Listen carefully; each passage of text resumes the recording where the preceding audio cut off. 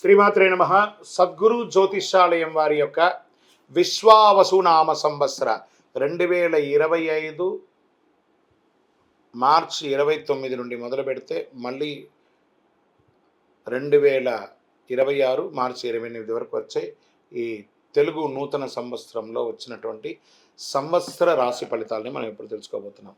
ప్రతి ఒక్కరికి ఏముంటుందంటే, గురుగారు నాకు ఎలా ఉండబోతుంది ఈ సంవత్సరం, నాకు ఆరోగ్యం ఎలా ఉంటుంది, నాకు ఐశ్వర్యం ఎలా ఉంటుంది, నా వ్యాపారం ఎలా ఉంటుంది, నాకు ఉద్యోగం ఎలా ఉంటుంది, నాకు అసలు ఉద్యోగం వస్తుందా రాదా, నాకు వివాహం అవుతుందా అవదా, నాకు సంతానం కలుగుతుందా కలగదా, నా వ్యాపారం అభివృద్ధి అవుతుంది, నేను విదేశాలకి వెళ్తానా వెళ్ళనా, ఎన్నో ప్రశ్నలతో కూడినటువంటి ఆ ప్రశ్నలకు సమాధానమే ఈ గోచార గ్రహస్థితి.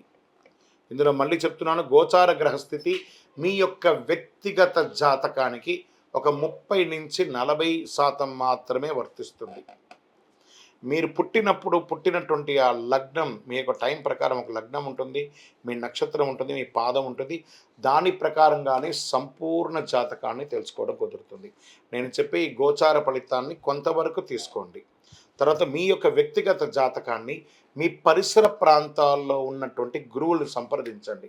గురుగారు, నాకు ఈ సంవత్సరం ఎలా ఉంది, నాకు జాతకం చెప్పండి అని వారి దగ్గర అవసరమైతేనే తెలుసుకోండి. మళ్ళీ చెప్తున్నాను, ప్రతి దాంట్లోనూ ప్రతి ఎపిసోడ్లోనూ నేను చెప్తూ ఉంటాను, జాతకం పడుతున్న వర్షానికి ఒక గొడుగు మాత్రమే, కానీ జాతకం జీవితం కాదు. మీరు మిమ్మల్ని నమ్మండి, మీ ఇష్టదైవాన్ని నమ్మండి, మీ కులదైవాన్ని నమ్మండి, మీ జీవితం బాగా ఉంటుంది. మరి లేదు గురుగారు, మేము మీ దగ్గర తెలుసుకోవాలనుకుంటున్నామని చాలామందికి ఉంటుంది కదా. మా దగ్గర తెలుసుకోవాలనుకుంటే కింద కనబడుతున్న మా నెంబర్కి మీ పేరు, date of birth, time of birth, place of birth WhatsApp చేయండి, కాల్ చేయకండి. అది చూసిన తర్వాత మా అడ్మిన్స్ మీకు రిప్లై ఇస్తారు. మీరు ధనుసు రాశి వారుగా పరిగణించబడుతున్నారు. ఈ విశ్వావసునామ సంవత్సరం మీకు ఎలా జరగబోతుందంటే, ఫస్ట్ మీకు అర్ధాష్టమ శని ప్రారంభమవుతుంది. వృశ్చికం నుంచి మీకు ట్రాన్స్ఫర్ అవుతుంది.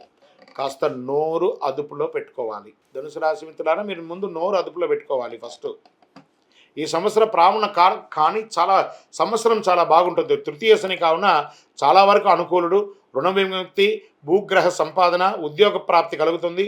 స్వబుద్ధితో యత్నించి కార్యక్రమాలను బాగుంటారు. అన్నదమ్ముడి యొక్క వర్గంలో గల పేచీలు పరిష్కరించబడుతుంది. అర్ధాష్టమ శని ఒకటచే విశేషించి శ్రమకారకుడుగా ఉంటున్నాడు ఈ కాలము. అనేక సమస్యలు వచ్చే అవకాశాలున్నా ఎదుర్కొనే శక్తి ఉంటుంది. జాగ్రత్త అవసరము. కళత్రపీడ, ఆస్తి ఇబ్బందులు, శారీరక మానసిక శ్రమ, స్వస్థన అని వాత బాధలు కలిగే అవకాశాలున్నాయి. ఆరోగ్యం పట్ల జాగ్రత్త. ఏదైనా గాయం తగిలే అవకాశాలు మీ శరీరంలో ఎక్కువ శాతం ఉంది కాబట్టి జాగ్రత్త. భార్యాభర్తల మధ్య విభేదాలు మిశ్రమంగా ఉంటుంది, కాస్త జాగ్రత్తగా మాట్లాడుకోవాలి. చైత్ర వైశాఖం నందు షష్టమ గురు, కార్తీక మార్గశిరం నందు అష్టమ గురు అగుటచే శత్రుజ్ఞాతి బాధలు, చోర రోగ బాధములు అధికమయ్యే అవకాశాలు కనబడుతున్నాయి. మిగిలిన సమయం అంతా సప్తమ గురువు అగుటచే, మిగిలినంతా ఆ ఒక్క సమయం తప్ప మిగతా సమయం అన్నిట్లోనూ 7వ స్థానంలో గురు మీకు యోగాన్ని కలిగిస్తున్నాడు. అందుకే గురు చూసిన కోటి లాభం. శని భగవానుడు అర్ధాష్టంలో ఉన్నా గురు మీకు యోగం చేస్తున్నాడు కాబట్టి చాలా అద్భుతాలని ఆస్తి కొనుక్కునే అవకాశం ఉంది. రియల్ ఎస్టేట్ రంగం వారికి చాలా బాగుంది. స్పెక్యులేషన్, షేర్ మార్కెట్ వారికి ఇది చాలా బాగుందండి. ఏదో కేసు, ఎప్పటి నుంచో కోర్టు కేసు ఉన్నాయి చూసారా, అవన్నీ తొలగిపోయే అవకాశాలు ఉన్నాయి. తృతీయ రాహువు భాగ్యకేతు అగటచే తలచిన కార్యాలు నెరవేరుతుంది. మర్యాద హాని ఉన్న చోట మర్యాదలు వచ్చే అవకాశాలు బాగున్నాయి.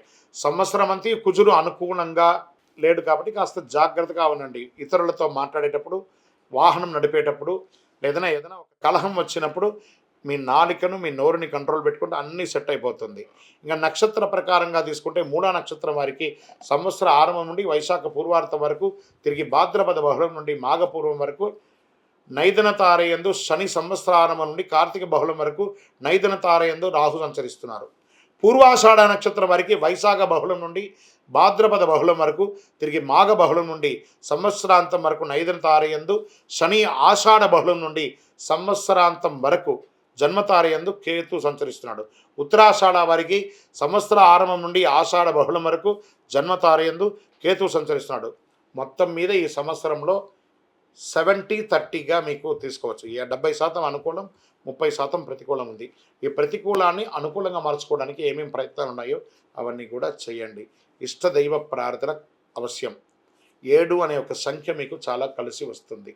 Red colour and pink colour మీకు చాలా కలిసి వస్తుంది. శివాలయానికి ఏదైనా మీ పక్కన ఉన్నటువంటి శివాలయము దక్షిణామూర్తి ప్రార్థన ఎక్కువ చేయండి. పసుపు రంగుతో మాల, పసుపు రంగు వస్త్రాన్ని స్వామివారికి ధరింపజేయండి. 9 అనే ఒక సంఖ్య గల చెప్పుని పేదవాళ్ళకి ఎవరికైనా దానంగా ఇవ్వండి. మీ వయస్సు ఎంత ఉందో అన్ని సంఖ్యతో మీ నక్షత్రం రోజు పరిసర ప్రాంతాల్లో ఏదైనా ఒక దేవాలయంకి వెళ్ళి ఆ దీపాన్ని వెలిగించండి. ఇంకను సకల దోషాలు తొలగి ఆనందంగా ఉండడానికి అతి శక్తివంతమైనటువంటి కరుంగాళి మాలను ధరించడానికి ప్రయత్నం చేయండి.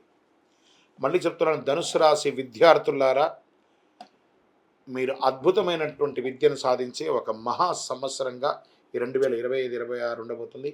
గెట్ రెడీ, విజయోస్తు.